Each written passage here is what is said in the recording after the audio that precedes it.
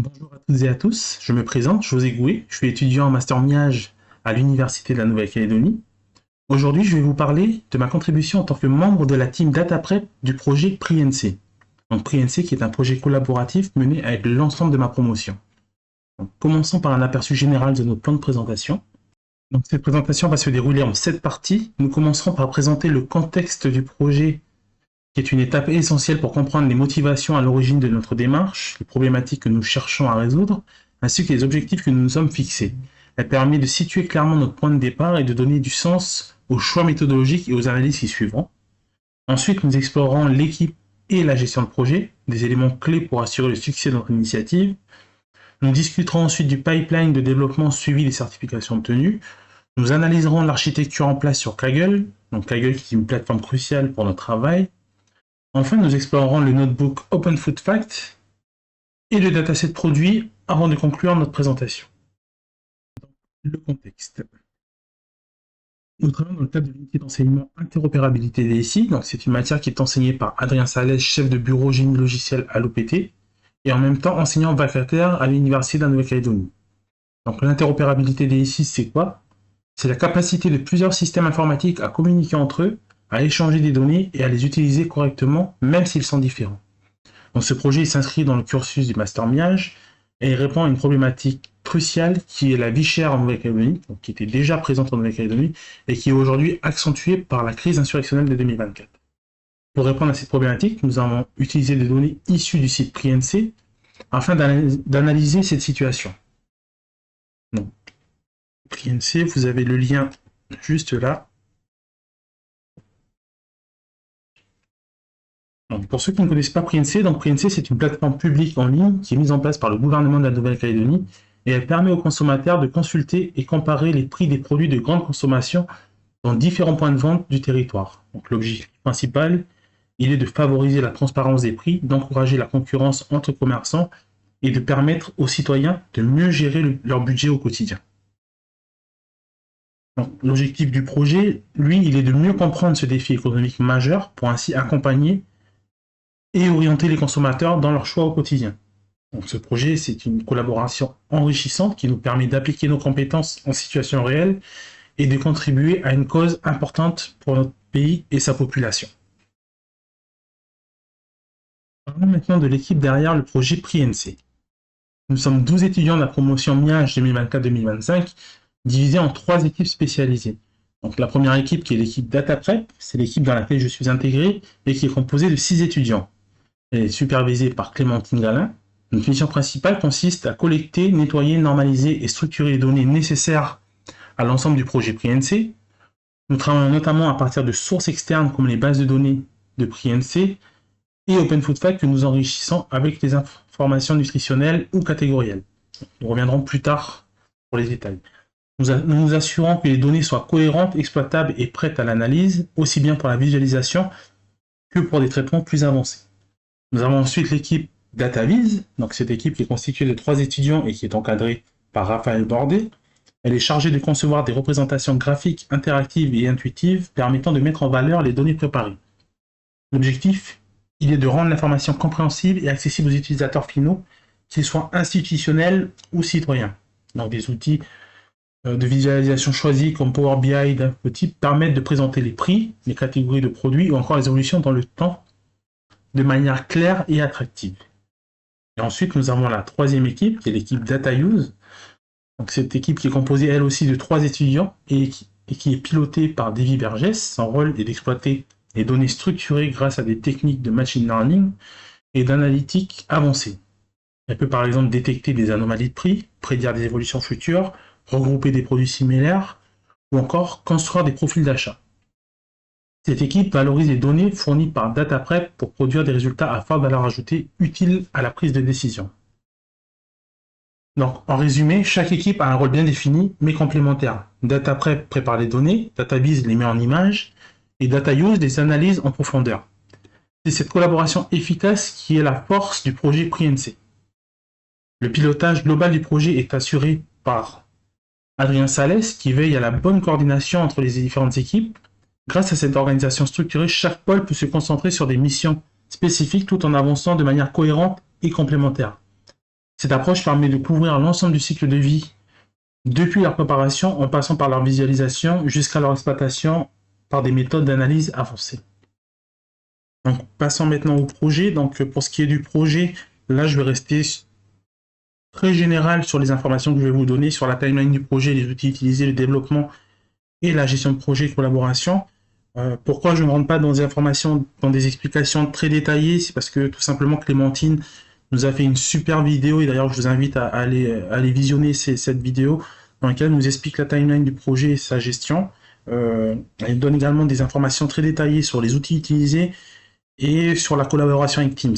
Donc voilà, je vous donne que des informations générales au niveau de la timeline. Donc ça s'est déroulé de mi-avril à mi-juin 2025. Donc pendant cette période, il y a eu le passage de certification, la création et la mise à jour de notebooks et de datasets pour l'ensemble des équipes. Tout le monde a utilisé Kaggle pour le développement et Teams comme outil collaboratif. Au niveau des développements, comment ça s'est fait? Donc là, on était sur de la création de notebooks, du nettoyage et de la fiabilisation de données, la génération d'exports sous différents formats, et ensuite la publication de datasets. Et par la suite, ça a été principalement de la mise à jour de datasets.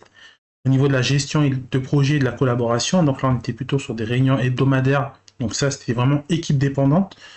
Pour ce qui nous concerne, on était sur des réunions hebdomadaires. Il y avait également des points inter-équipe, donc des suivis de mise à jour de datasets et également de la gestion de tickets et de demandes. Parlons maintenant du pipeline développement pour notre projet PRI-NC. Vous pouvez voir ici le schéma réalisé par Clémentine qui est également présent dans sa vidéo. Tout d'abord, il faut bien comprendre que le pipeline développement est essentiel pour assurer une circulation fluide des données du début à la fin du processus. Là, il s'agit d'une séquence d'étapes soigneusement orchestrée. Donc, voici notre pipeline, il est structuré en 6 étapes. On commence par les formations Kaggle. Donc ça, c'est pour pouvoir maîtriser Python et les notebooks, ainsi que d'autres technologies. On va ensuite créer les notebooks et collecter les données. Une fois que ces données elles ont été collectées, on va les préparer. Donc, en quoi ça consiste la préparation des données? Ça sera principalement du nettoyage, de l'enrichissement et du formatage. On passe ensuite à l'étape 4, qui est la génération des exports au format DuckDB. Donc, une fois que c'est généré au format DuckDB, là, on va pouvoir générer des exports propres sous différents formats comme le CSV ou le Parquet. Et on va ensuite publier ces données sur un dataset Kaggle, ce qui permet de le rendre public, traçable et consultable. Et enfin, on prévoit une mise à jour régulière du dataset tout en gardant une structure reproductible. Clémentine a d'ailleurs détaillé tout cela dans la vidéo explicative accessible depuis cette slide, donc ici. Donc, nous allons maintenant aborder les certifications. Donc, dans cette phase, l'objectif était de découvrir et de maîtriser des outils de développement incontournables pour notre projet. Les certifications ont été recommandées par Adrien en fonction des besoins spécifiques de chaque équipe.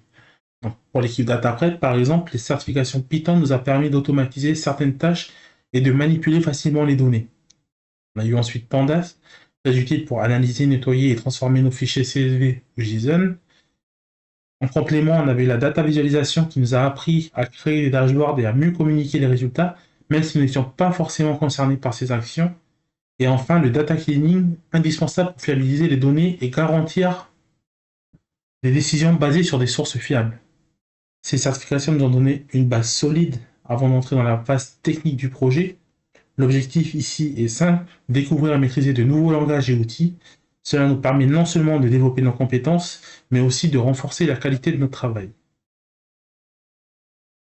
Les formations, elles ont été suivies directement via le module Learn de Kaggle. Donc là, quand on est sur Kaggle, vous avez le module Learn qui est ici et l'ensemble des formations que vous avez placées. Donc là, comme vous pouvez le voir, j'ai mes différentes certifications et la possibilité de télécharger directement les certificats. Donc nous rentrons maintenant dans le vif du sujet, qui est l'architecture en place sur Kaggle. Donc comment ça se passe pour Kaggle? Donc on est sur une architecture technique qui va assurer un traitement propre et automatisé des données.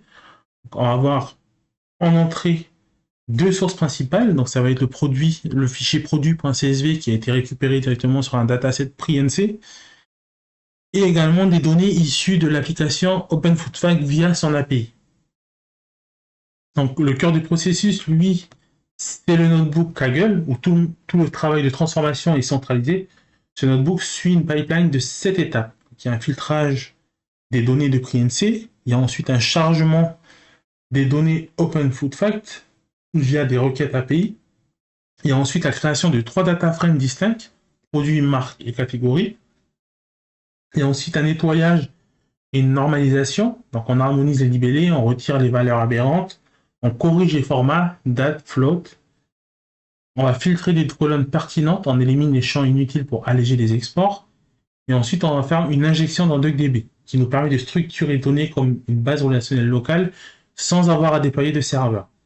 Et pour finir, on fera un export final, donc on génère 2 formats d'export, du CSV pour la compatibilité générale et du Parquet pour les usages en Big Data ou en Python avancé. Donc tout ça va aboutir à des fichiers en sortie, donc nous obtenons un dataset enrichi. Ce dataset, il est nommé dataset Open Food Fact Nouvelle-Calédonie. Donc il est disponible et téléchargeable sur Kaggle. Cela nous permet de centraliser, structurer et partager nos données tout en gardant un traitement reproductible, lisible et évolutif. Donc voici un résumé du travail réalisé sur le notebook Open Food Fact Nouvelle-Calédonie Data Collect. Donc au niveau de la collaboration, Clémentine et moi-même avons travaillé sur ce notebook. Donc vous avez accès au notebook directement en scannant le QR code ou en cliquant sur le lien ici. Donc l'objectif du notebook, il est clair, c'était de créer une base enrichie de produits alimentaires vendus en Nouvelle-Calédonie en croisant les données locales issues de prix NC, donc produits et code barre, avec les données nutritionnelles et catégorielles issues de l'API Open Food Fact. Donc pour ce qui est des sources, on a utilisé les données issues d'un dataset produit qui a été généré par Cassandra et Touraya, et des données issues du site Open Food Fact via son API. Donc pour le traitement des données, il a été simple, c'était un croisement des données issues de dataset produit avec les données issues d'Open Food Fact en se basant sur l'identifiant qui est le GenCode. Donc ce qui était attendu en sortie, c'était un dataset qui contenait une base de données au format DuckDB et des exports CSV et Parquet. Nous allons maintenant aller sur le notebook Open Food Fact Nouvelle-Calédonie Data Collect. Donc là, on est sur le notebook Open Food Fact. Ici, vous avez l'input, donc qui est le dataset. Et le notebook, il se présente comme suit. Donc là, on a les informations générales, donc l'introduction qui explique un peu ce que fait le notebook, quelles données on va travailler, qu'est-ce qu'on veut faire apparaître, l'objectif à propos de l'API Open Food Fact. Donc là, c'est vraiment des informations très générales. Ensuite, on passe à l'import des librairies. Donc toutes les librairies qui vont être nécessaires pour le développement de notre notebook. Et on a ensuite les étapes réalisées. Donc, on commence par le chargement et la transformation des données. Donc là, on est sur le chargement des données PRI-NC. Donc comme vous pouvez le voir, on se connecte directement au dataset PRI-NC. Donc et on va récupérer le fichier produit.csv. Donc une fois qu'on a récupéré ce fichier, là, on passe au filtrage des données de PRI-NC. Alors pourquoi on filtre les données? Tout simplement parce qu'on recherche uniquement les produits alimentaires. Et donc pour ça, on a utilisé ça. On a demandé à ce que dans tous les produits qui ont été récupérés sur PRI-NC, on fasse apparaître uniquement ceux dans la catégorie alimentaire et vrai. Donc ici, alimentaire égale true. Une fois que ça c'est fait, donc là on passe au chargement des données sur Open Food Fact. Donc là, on va se connecter directement via l'API au site Open Food Fact pour le requêter et récupérer les informations. Au niveau des requêtes, comme vous pouvez le voir, on a mis un timestamp de 0,3 secondes. Alors pourquoi un timestamp? Tout simplement parce que si on ne mettait pas de timestamp, automatiquement, par sécurité, l'application, enfin en tout cas le site web Open Food Fact, nous bloquait. Et donc comme vous pouvez le voir ici, il y a 10 917 produits qui étaient concernés par cette interrogation. Une fois qu'on a récupéré nos 1917 produits, on va construire 3 tables distinctes à partir d'un fichier JSON. Donc la première table est la table BF produit, donc que l'on peut voir ici. Donc cette table, elle va contenir les informations principales du produit, son nom, son GenCode, mais aussi toutes les données issues du Nutri-Score, comme la note, la lettre, par exemple A, B, C, et des indicateurs comme si c'est une boisson, un fromage ou de l'eau. On ajoute aussi tous les nutriments disponibles, comme les calories, les lipides, le sucre. Ils sont automatiquement extraits et ajoutés sous forme de colonne. On a ensuite la deuxième table, qui est la table composants. Donc cette table, elle extrait les composants nutritionnels du Nutri-Score. Ils sont divisés en 2 catégories, les composants positifs, comme les fibres ou les protéines, et les composants négatifs comme le sucre ou le sel. Et ensuite, on a tout ce qui est catégorie. Donc là, pour la table catégorie, elle permet de lister toutes les catégories d'un produit, comme les biscuits, boissons sucrées ou produits bio. Chaque catégorie est également liée au gène code du produit concerné. Donc à la fin, ces trois tables sont converties en data frame Panda. Cela nous permet de les analyser, les exporter ou les injecter dans une base comme DuckDB. Ce découpage nous permet d'avoir une structure relationnelle propre qu'on pourra facilement réutiliser pour faire des croisements et des filtres ou des visualisations.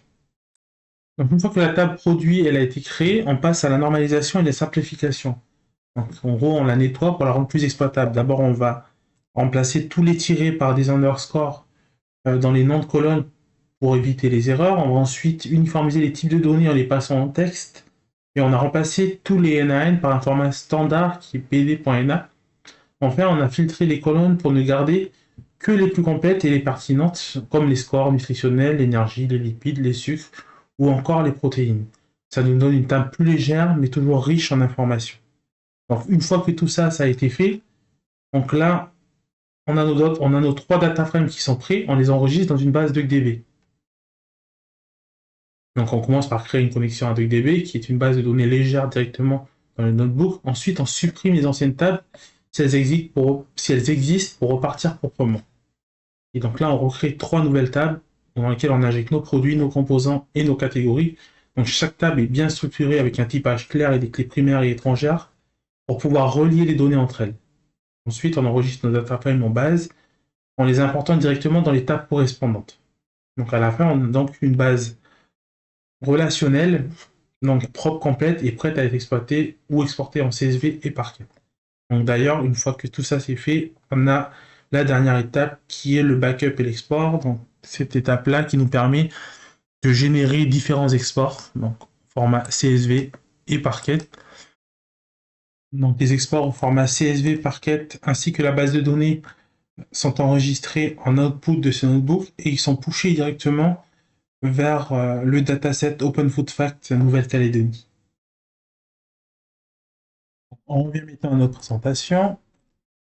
Donc, une fois le notebook présenté, on va maintenant passer au dataset produit. Donc, le dataset produit, lui, qui avait pour objectif de stocker, structurer et interroger efficacement les données nutritionnelles enrichies des produits alimentaires vendus en Nouvelle-Calédonie, issus du croisement des produits locaux et des données ouvertes nutritionnelles.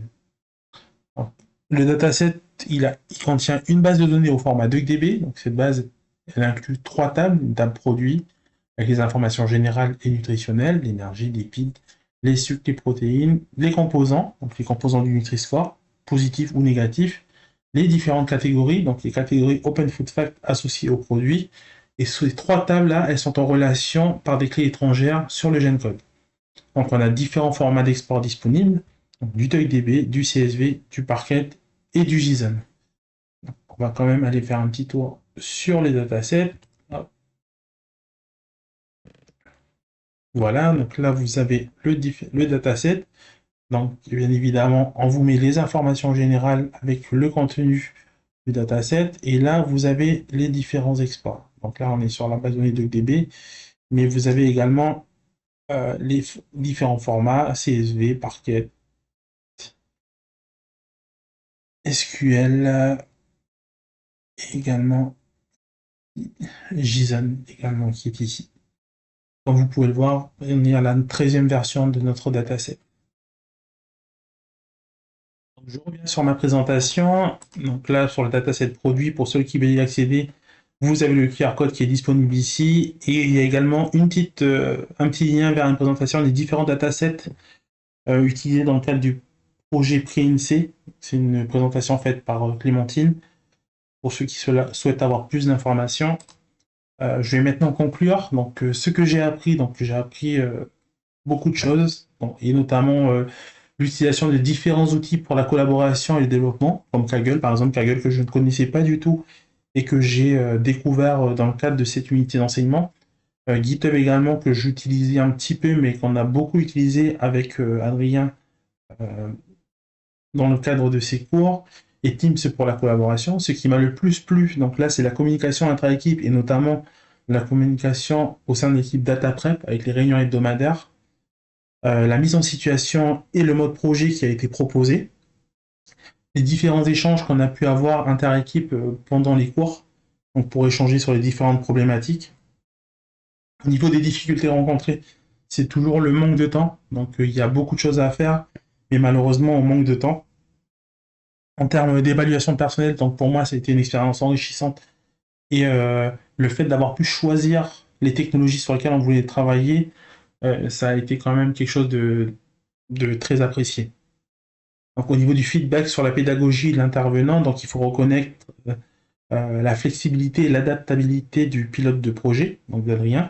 Il faut reconnaître également ses compétences et sa passion pour ce domaine, et également l'innovation dans la méthode d'apprentissage de cette UE. Donc moi, je suis vraiment impressionné par la façon dont Adrien a pu s'adapter à chaque étudiant et également dans l'innovation pour faire apprendre des choses à des étudiants. Donc voilà pour ce qui est de la conclusion. J'espère que cette présentation vous a plu. Je vous remercie pour votre attention et vous encourage à aller voir les différentes vidéos qui seront présentées par mes camarades de promotion. Merci beaucoup.